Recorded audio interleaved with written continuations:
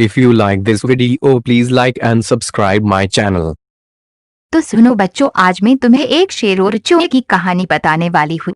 तो ध्यान से सुनो। एक शेर अपनी गुफा में आराम से सो रहा था। तभी कहीं से एक नटखट चूहा वहां आ गया। वह शेर के ऊपर चढ़कर उछल कूद मचाने लगा। कभी वह शेर के बालों में घुस जाता तो कभी उसके कानों में झूलने लगता। कभी वो उसके शरीर पर सरपट दौड़ लगाता तो कभी कूद कूद कर खेलने लगता। इस धमाचौकड़ी से शेर की नींद टूट गई। जब उसने अपनी आंखें खोली तो एक चूहे को अपने ऊपर खेलते हुए पाया। शेर गुस्से में आ बबूला हो गया। उसने चूहे को अपने पंजों में जकड़ लिया। शेर की गिरफ्त में आने पर चूहे भयभीत हो गया। वह डर के मारे थर थर कांपने लगा।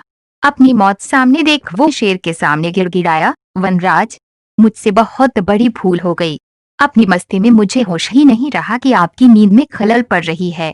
मुझ पर उपकार कीजिए और मेरी जान बख्श दीजिए। मैं वचन देता हूँ कि आइंदा ऐसी भूल कभी नहीं करूंगा और आपका ये उपकार कभी नहीं भूलूंगा। अवसर आने पर मैं आपके इस उपकार का मोल अवश्य चुकाऊंगा। चूहे की बात सुनकर शेर हंसने लगा।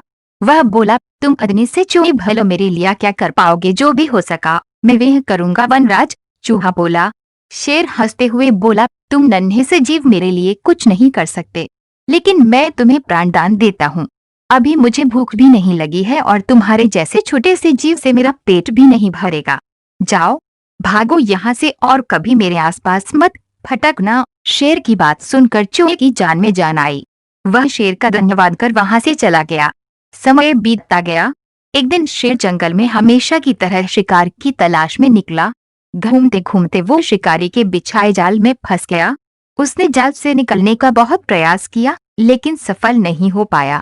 अंत में वह सहायता के लिए जोर जोर से दहाड़ने लगा। उसकी दहाड़ पास से गुजर रहे एक चूहे के कानों में पड़ी। ये वही चूहा था जिसे शेर ने प्राणदान दिया था।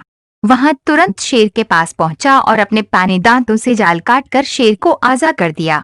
जब शेर ने चूहे की सहायता के लिए उसका धन्यवाद किया तो चूहा बोला, वनराज, याद करें, आपने कहीं मुझे प्राणदान दिया था। उस दिन मैंने आपको वचन दिया था कि अवसर आने पर मैं आपके उपकार का मोल अवश्य चुकाऊंगा।